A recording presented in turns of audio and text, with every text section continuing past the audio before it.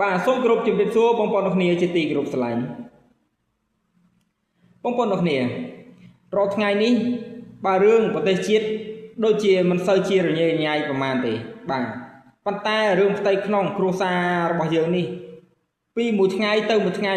ដូចជាមិនចេះខ្វះរឿងមិនចេះខ្វះបញ្ហាសោះបាទអស់ពីរឿងមួយចូលរឿងមួយបាទខ្ញុំមិនយល់ចំពោះអ្នកដែលតែងតែបង្កើតរាល់បញ្ហាដែលធ្វើឲ្យវល់នៅក្នុងសង្គមកម្ពុជាយើងទាំងមូលបាទគាត់មិនខ្វះរឿងបាទមិនខ្វះរឿងទេ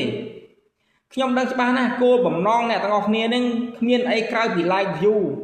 និងលុយទេបាទល្មមមិនជប់ទៅបងប្អូនទាំងអស់គ្នាបាទយើងរួមគ្នាគិតជាតិបាទគិតរឿងព្រំដែនវិញម្ដង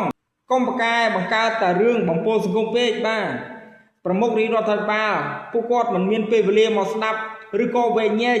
រឿងបំពុលសង្គមរបស់អស់លោកអ្នកនាងឯងទេបាទអស់ពីរឿងមួយចូលរឿងមួយបាទមិនដឹងថាប្រទេសជាតិខ្លួនឯងហ្នឹងរាល់ថ្ងៃហ្នឹងមានបញ្ហាអីទេបាទខ្ញុំមិនយល់សោះបាទយើងរួមគ្នាចែករំលែករឿងប្រទេសជាតិឲ្យបានច្រើនទៅបាទកុំទៅចែករំលែកអារឿងបំពុលសង្គមទាំងឡាយនេះអីហើយអ្នកដែលតែងតែបង្កើតរាល់បញ្ហាដែលធ្វើឲ្យវល់នៅក្នុងសង្គមកម្ពុជាយើងហ្នឹងក៏សូមគិតផងបាទគិតផងយើងរួមគ្នាបាទរួមគ្នាចែករំលែកតែអ្វីដែលជួយលើកស្ទួយនៅវប្បធម៌លើកស្ទួយនៅជាតិយើងទាំងអស់គ្នាទៅហើយចំណុចសំខាន់នោះគឺរឿងព្រំដែនបាទបងប្អូននឹងទេរាល់ថ្ងៃនេះប្រទេសចៅសៀមវាតែងតែរំកិលលួសចូលមកលើដែនដីប្រទេសកម្ពុជាយើងជារៀងរាល់ថ្ងៃបាទចុះបើយើងម្នាក់គិតតែរឿងអត់ប្រយោជន៍គិតតែរឿងបំពុលសង្គមនេះថាតាមបន្តិចទៀតវានឹងទៅជាយ៉ាងណាបើយើងមិននាំគ្នាចែករំលែករឿងប្រទេសជាតិយើងតើទុកឲ្យអ្នកណាជាអ្នកចែករំលែក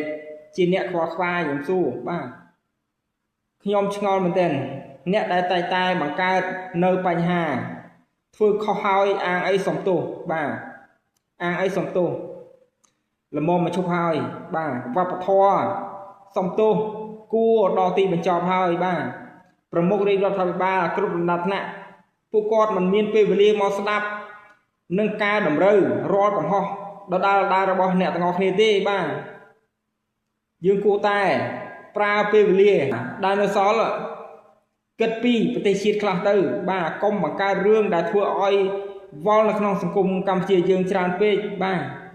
ខ្ញុំតែងតែឃើញជារៀងរាល់ថ្ងៃបាទអស់ពីរឿងមួយចូលរឿងមួយបាទ